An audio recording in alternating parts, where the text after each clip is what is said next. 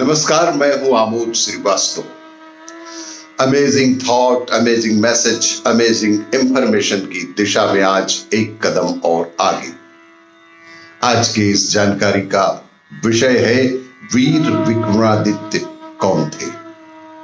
आपको ये मेरा वीडियो अच्छा लगे तो लाइक करें, शेयर करें और लाल बटन दबाकर सब्सक्राइब अवश्य करें। साथ ही बेल आइकन दबाना बिल्कुल ना भूलें। आज के इस कोविड के संदर्भ में जब तक दवाई नहीं तब तक ढिलाई नहीं। आज के इस चिंतन का विषय वीर विक्रमादित्य कौन थे। राजा वीर विक्रमादित्य कौन थे। बड़े ही शर्म की बात है कि महाराजा विक्रमादित्य के बारे में देश को लगभग शून्य के बराबर जानकारी है। महाराज विक्रमादित्य देश को लगभग भारत को सोने की चिड़िया बनाया था।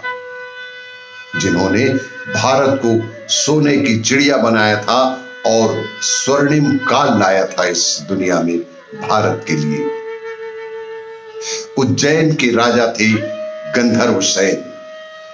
उज्जैन के राजा गंधर्व सेन, जिनके 3 संतानें थीं। सबसे बड़ी लड़की थी मैनावती।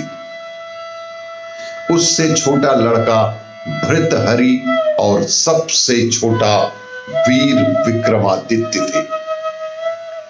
बहन मैनावती की शादी धारा नगरी के राजा पद्मसेन के साथ कर दिया गया, जिनके एक लड़का हुआ गोपीचंद।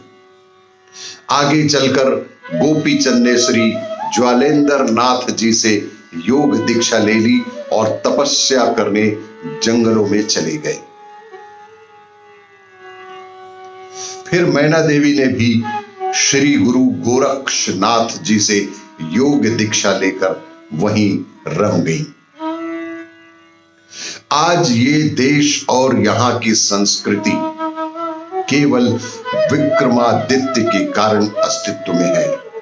आज हमारे देश में यहाँ की संस्कृति यदि सुरक्षित है, अस्तित्व में है, तो उनका श्रेय विक्रमादित्य जी को ही जाता है।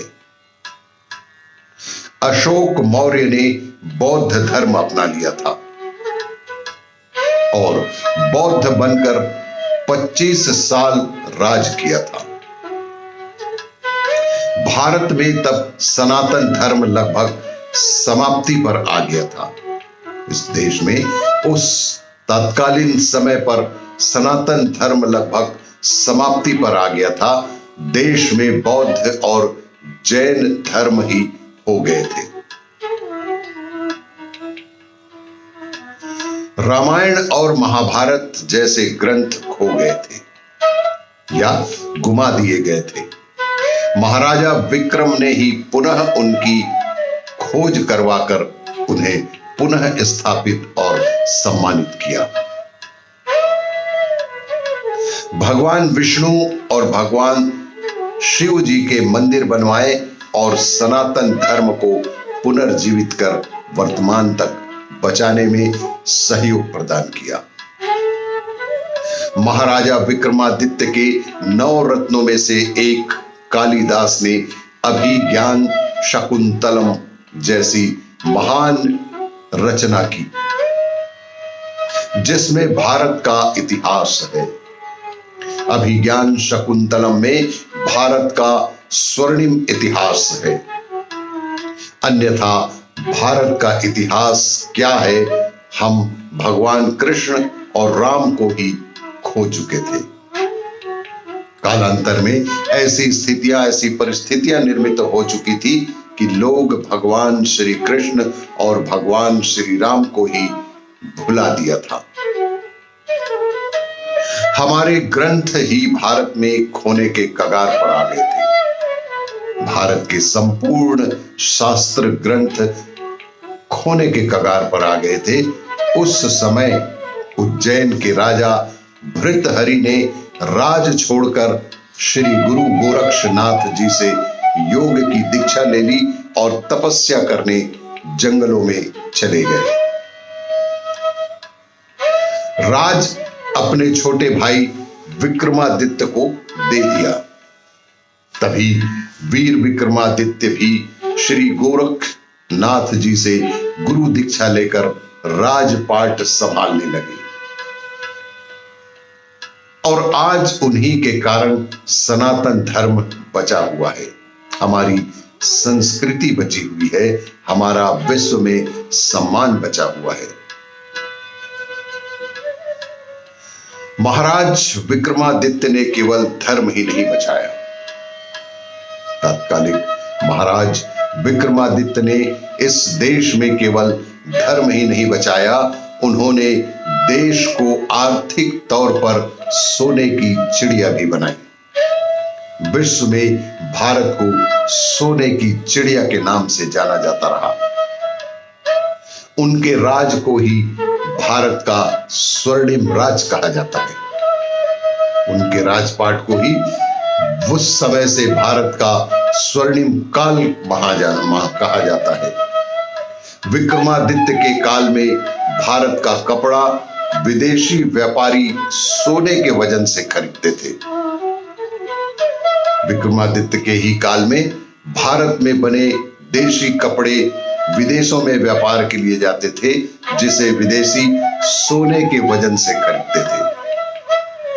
भारत में इतना सोना आ गया था कि विक्रमादित्य काल में सोने की सिक्के चलते थे। वही दौर था जब देश में सोने के सिक्के भी चलाए गए। महाराज विक्रमादित्य के सोने के सिक्के अवश्य ही कहीं ना कहीं संग्रहालय में देखे जा सकते हैं। हिंदू कैलेंडर भी महाराज विक्रमादित्य का ही स्थापित किया हुआ है। आज जो हम हिंदू कैलेंडर देखते हैं, उनके भी रचना में विक्रमादित्य का ही हाथ रहा है। आज जो भी ज्योतिष गणना है, जैसे हिंदी संवत, वार, तिथियां, राशि, नक्षत्र, गोचर आदि उन्हीं की रचना है। वे बहुत ही पराक्रमी, बलशाली और बुद्धिमान राजा थे, जिनकी वजह से भारत देश का विश्व में मान बढ़ा, भारत को सोने की चिड़िया कहा जाने लगा। ऐसे परम वीर, पराक्रमी, बलशाली, बुद्धिशाली राजा महाराज विक्रमादित्य को शत शत नमन। आपको मेरा ये वीडियो अच्छा लगे तो लाइक करें, शेयर करें और सब्सक्राइब अवश्य करें। धन्यवाद।